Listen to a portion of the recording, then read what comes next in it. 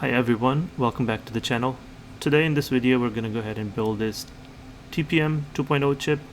This is a chip that's fairly common in the news today, especially around the topic of Windows 11 installation and the new Windows 11 release. So in this video today we're going to go ahead and go through how to resource the parts.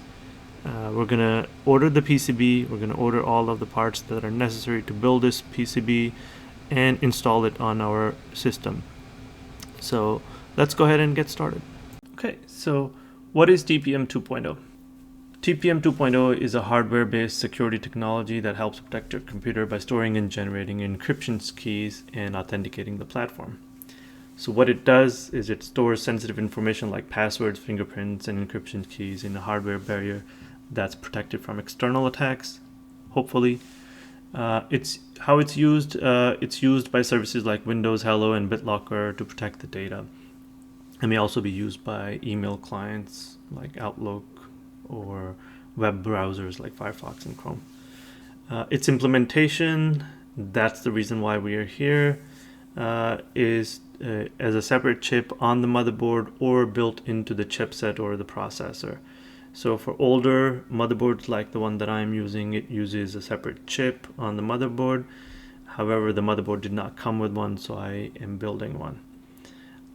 Why is it important? Well, it's important because Windows 11 requires TPM 2.0, and recently we have seen articles like this one where folks who may be trying to upgrade to Windows 11 may run into an error where they see that their PC does not meet the Windows 11 system requirements, and the reason might be that they are missing the TPM 2.0 chip and the PC is not able to support secure boot. And that is because Microsoft is rolling out Windows 11 version 24H2 on October 1, which is almost 3 weeks ago. I have already installed Windows 11, but I have not updated to version 24H2. So I'm going to show you how to build this TPM chip so that you guys can install Windows 11 successfully and not run into this issue. So we're gonna go ahead and look at what is a TPM chip. Well, a TPM chip looks something like an Optica TPM SLB965 TPM 2.0 from Infineon. It comes in multiple flavors. We have the TSOP package and VQFN package, 28 and 32 pins. So let's go ahead and take a look at what this chip looks like from top view and what the pin descriptions are.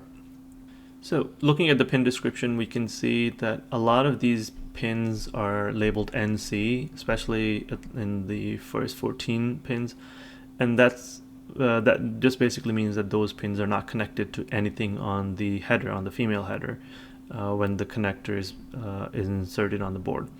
But the ones that are connected to the board are like the ground or VDD, GPIO pins, L reset, L frame, and so on and so forth. So we need to make sure to have a connection from this to the PCB board that we're going to order, and from that PCB board to the female connector, and eventually to the motherboard. So luckily, a lot of this work is done for us by folks like Jeff Q. Chen on GitHub. This person has uploaded all of their work and have allowed us to use their work and order the parts that are necessary to build our own TPM 2.0 board so that we can install it on the on older hardware and enable Windows 11 installation. So what is it that we need? We have the KiCad file, so the raw files that we need to build or modify any of the TPM PCBs. We also have like the Gerber files if we need to order any of these PCBs through a PCB manufacturer. So everything is available here, but we're not going to actually go into anything there, and I'm going to tell you in a little bit. But first, let's read README file and look at the parts that are necessary. So the first thing that is listed here is the Infineon TPM 2.0 chip. This link is for eBay, however, it does not work. But if you go to parts provider such as DigiKey or Mouser, you can look up the chips, and most likely they will have it in stock. Unfortunately, Mouser did not have it, but DigiKey does. So this is the link for DigiKey. They have these many units in stock, and single quantity is $4.74. I would recommend you order at least 2 just in case if you mess up the first one. Yeah, so just so you have a backup. Then what we need is 100 nanofarad 6.3 volt 0603 size SMD capacitors. So we have these capacitors here. These are just the ones that I happened to come across, and they met the needs that I had. So if you just look at the pricing, single is 11 cents, 10 of them is 13 cents, 100 of them are 70 cents. If you're somebody who's going through these capacitors quite a lot, you might as well just order 100. These are fairly tiny, and you'll see in a little bit how small they are in terms of size. They're very easy to lose. I've basically lost about 5-6 of them already. So just order extra. Just order 100 of them. Then we have the 10 kilo ohm 0603 resistors. These are also very small. So something like this, you can order 100 of them, and they're $1.30. You can see the specifications: 0603, 1% tolerance, 10 kilo ohms, the power rating, and so on and so forth. And then lastly, we have the 2mm pitch double row right angle pin header. These are female pin headers, so this is what it looks like. We're going to install it and solder it. It's a 2x7, so when you find something on AliExpress, if that's the right one, you might need to select the appropriate size and the number of pins. But it's $1.30 for 10 pieces. Once you get it, it's, after you pay shipping, you can order multiple. But we're going to use that to enable the connection to the motherboard. Okay, so that's a quick look at the parts list. And as I said, Jeff has done quite a bit of the work, and because they have already created this PCB, a PCB provider that is linked here already includes all of the Gerber files and necessary files that are required to order the PCB. So if you go to that link, you are going to come here, and you can pretty much use that same order and get multiple chips. So you can go ahead and order board, download, and so you can click on order. The total price is $2.80, but if you order multiple of them, it's going to be a little bit more, which I recommend you order a few extra. Okay, so once you have all of the parts, we're going to go ahead and start to build and populate the board with all of the chips and SMD devices that we've ordered, including the female header. So go ahead and let's start to do that.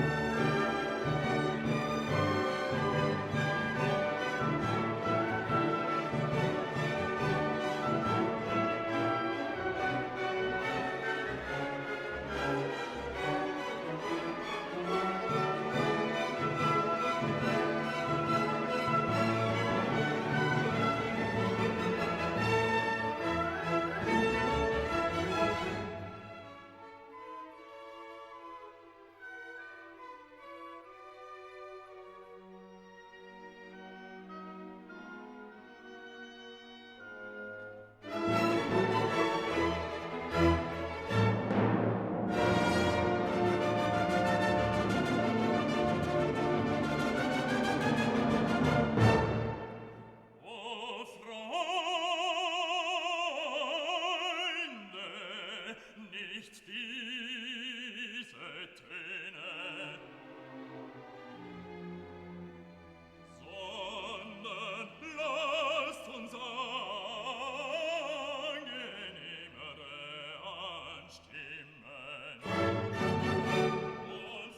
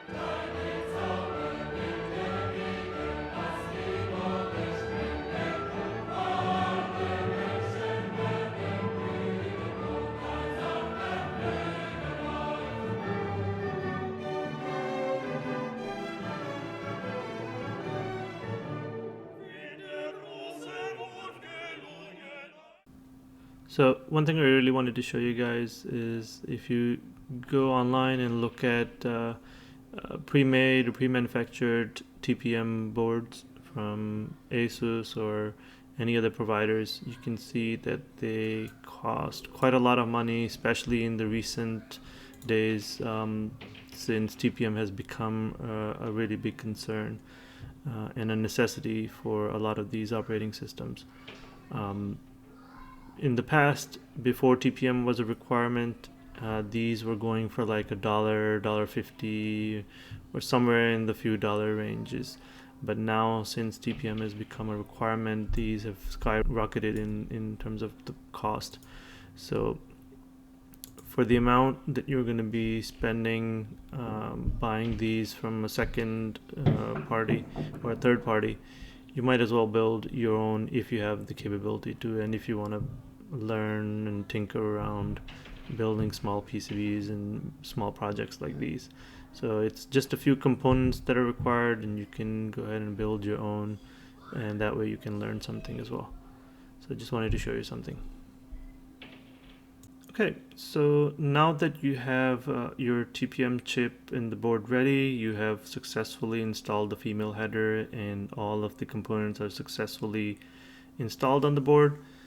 You can go ahead and take a multimeter and just for sanity check, just make sure that all of your connections from the TPM chip to the female connector are all running successfully. There are no bridges, there are no ground connections to the 3 volt or any of the signal lines. So once you go ahead and make that determination, go ahead and look at your motherboard and find the TPM header. Once you locate the TPM header, go ahead and insert your TPM chip into the header. It may take a little bit of force to install. It did so certainly in my case on the Formula motherboard. But once you have it installed, go ahead and turn on your computer. And here's what you're going to do in order to verify if your TPM chip was successfully installed. Go ahead and hit Windows R key, and you're going to type in tpm.msc and hit enter. And if you get this message saying that your TPM is ready for use, that means your TPM chip was successfully recognized and installed, and it's provisioning all of the security protocols. Below it gives you a little bit of manufacturer information, so you can go ahead and read that and hear confirmation that this is a 2.0 chip, which is what we built. Another thing that you can do is if you have Windows PowerShell, go ahead and run it as administrative mode, and you're going to type in get-tpm, hit enter, and if you see that TPM present is true, TPM is ready, it's enabled, activated, owned, all of these are true, and you can see the manufacturer version, and you can also see that the auto provisioning is enabled. That means your TPM chip is working properly. If this is not what you see, if you do not see any of this, if your TPM is present but it's not enabled or is not ready, then you have to do some troubleshooting. You might have to go to the BIOS and enable that from the BIOS menu. I'm not going to go through that. You feel free to look up some tutorials online on how to enable that in the BIOS mode. It certainly differs from motherboard to motherboard, but yeah, you might have to enable it first from the BIOS, and once you do, and you restart your computer, you will go ahead and verify the TPM with any of the methods that I just shown. Alright guys, I think I will go ahead and wrap this up here. If you found this video helpful, please go ahead and like and subscribe, and please leave a comment, whether if you agree, disagree, if you did something different, if you found a different resource than the one I have found here, please go ahead and put it in the chat or in the comments, and hopefully other folks can find that beneficial and helpful. All right, thank you guys, and I will see you next time.